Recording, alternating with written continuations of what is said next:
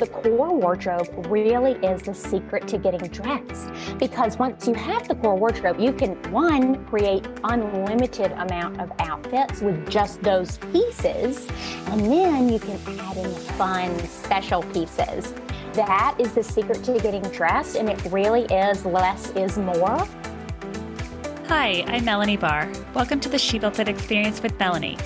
You're here because you want to experience the life and business that you crave. Join me as I talk to women who have successfully built it, the career and business that they love. We dive into the topic of how they built it and talk about everything from having the courage to make career leaps to the details of how to lead effectively, create successful teams, implement strategies for growth, and infuse tech innovation. Magic happens when we focus on the part of ourselves and our business that brings us joy. So let's dive in. Thank you for joining us, Delia. You started your career at Versace in men's wholesale, then at Barneys New York at the buying team. Did you always know that you wanted to go into fashion, and what drew you to it? What drew me to it is that it's fast-paced. It seems so exciting. It's ever-changing. Mm-hmm. And the thought of moving to New York City to pursue a career in fashion seemed dreamy. Yes. So when I was in college, actually being surrounded by my sorority sisters and different peers, and they all had multiple majors that they were pursuing and also careers, I needed to figure out what I wanted to do. So I came up with, I'm going to move to New York and work in fashion. And so that's what I did after lots and lots of networking and consistently connecting with people on LinkedIn, having conversations with them to ask about what are your roles and responsibilities, pros and cons of your role, so that I could try to figure out, okay, I want to work in fashion, but which part of the industry and what company would be right for me? Mm-hmm. And I love that you said LinkedIn, because sometimes I think that platform can be overlooked as far as making connections and meeting the right people when you want to make a career or business leap. I literally attribute my career to that because it is a phenomenal networking platform for professionals. So for me to be able to go on there and find people, I made a list of all the companies that I would be interested in working at, and then I would connect with them. And if they would accept me, it's so much better to have a warm connection at a company instead of me going on the Barneys HR page and just submitting my resume. Not only was I learning so much about the industry in each position and getting to meet people in the industry when I'm living in Virginia, you also have an actual person that you've met that can forward your resume potentially when the time is right, when you're ready to get a job. I love that you did that, because it's the same when you are finding clients too. You know, you want that warm introduction and not necessarily to always go through the traditional path. So I think that's good advice for finding a career or finding clients. I agree. It's all about meeting people and connecting and figuring out how does it make sense to work together. Tell us about the pivotal moment when you decided to make your leap, like we say at She Built It, and launch your business. What did that moment feel like for you? So it was very organic, and it was less of a, I'm going to launch a business. And it was more of a, I'm going to start a blog to have a creative outlet, because when you're working on the buying team, that can be very analytical. The creative part and getting to go out into market is a small percentage of your job. And so that allowed me to continue to work on my favorite aspects of the job, and also share any knowledge that I had about how I got into fashion and what is it like when you're in it. So had the blog, still had the full-time job. My mother and co-founder ended up starting a blog as well that then we combined and brought to life via video and audio and created the mother-daughter business called The Style That Binds Us. So it was never like we are going to start a company. And it was just kind of more this organic thing that happened and evolved. And then I said to Mom, we're going to Fashion Month. It is my dream to get to go to London, Milan, and Paris Fashion Week, starting in New York. And at Barneys, it could take me years to climb the ladder. And who knows how long that's going to take. So why don't we just go instead of waiting for my time? I love that you didn't wait. You just went for it. And you're so right. Sometimes we get stuck in a job or doing something for our business that we think we want to do, but it's missing that little piece of us. So it's so great that you started the blog to make sure that it was, that you were being your whole and true self. And also sometimes depending on the company culture, it could be with your mental health, just depends. But instead of me being Delia 100% Barneys, and there's a whole psychological thing about associating yourself with a company in that role. Well, what happens if you leave your job or whatever ends up happening? So that allowed me to separate myself a little bit. I could have my own thing and also have this job. So I do feel that that can get you to a healthier place instead of leaving if the environment isn't exactly what you're hoping for, or you're getting a lot of no's or whatever that may be. I love it. Such good advice. You work with brands to craft their wholesale, direct-to-consumer, and marketing strategies. What is your approach to working with clients, and how does your approach help them improve their business?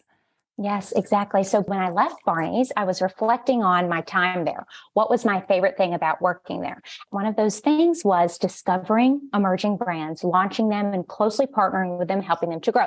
I've seen the successes and the failures. I know the pros and cons of wholesale. I know the ins and outs. And I was the person that people were trying to pitch and get in front of.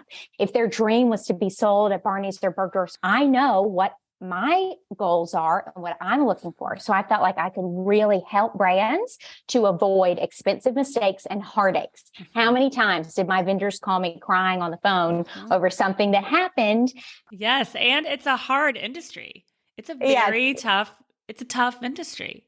Of course. So I wanted to really help brands. So whether they want to pursue wholesale or with their direct to consumer and marketing, how do they get the message out? How do they create a brand identity that is unique to them? How do they stand apart from their competition? How do they get the sales that they're looking for? So whatever it is that they are trying to do, if I can help and I have the knowledge and information, that is where it works really well with my consulting client. And it's great that you do that for clients, because getting the clothing made is hard enough. And then you add on the strategy and the sales, because a lot of people go into clothing because they just want to design and create. But there's the whole other side of sales and marketing and actually selling the products too. And this is not something that is taught in school. For artists, for designers, this whole business part and the marketing part, they just learn how to design. But then the whole business part of it, I feel like that's a huge miss at these schools. They also have to really, you should spend 20% of time creating and 80% of time selling and promoting. And most often that is very much flipped. You are a mother-daughter duo in your company. How does it feel to be able to build a company with your mother?